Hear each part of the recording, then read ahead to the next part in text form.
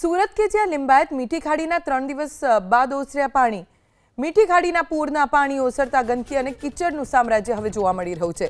પાણી ઓસરતા સુરત મનપાની ટીમે યુદ્ધના ધોરણે સફાઈ હાથ ધરી। મહાનગરપાલિકાએ 137 કર્મચારી અને 3 જેસીબીને મેદાનમાં ઉતાર્યા છે સાફ સફાઈ માટે। 2 મિની રોબોટ, 5 ટ્રક, 5 ટ્રેક્ટરથી સાફ સફાઈ થઈ રહી છે। સાંજ સુધીમાં લિંબાયત વિસ્તાર સંપૂર્ણ સાફ થઈ જવાનો દાવો કરવામાં આવી રહ્યો છે। આ એક મહિનામાં ત્રીજી ફેરી પાણી ભરાઈ ગયા છે અને પાણી એટલો ગંદો વાસ મારે છે કે અહીંયા રહીશોને ચેપી રોગ ફાટવાની અંદેશા છે અને કેટલા લોકો તો હોસ્પિટલમાં ભેગા થઈ ગયા છે અને વારંવાર પાણી ભરે છે।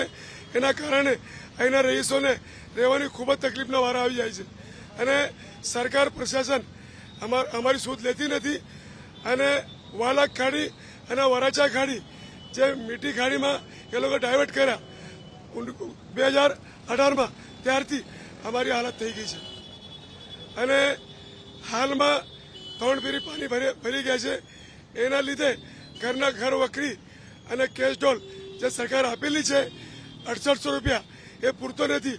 અમારી રાજ્ય સરકારથી માંગ છે કે અમને ઓછામાં ઓછા 25000 રૂપિયા આપે અને જો ખાડી ઉપર દબાણ છે એ તાત્કાલિક દબાણ દૂર કરે।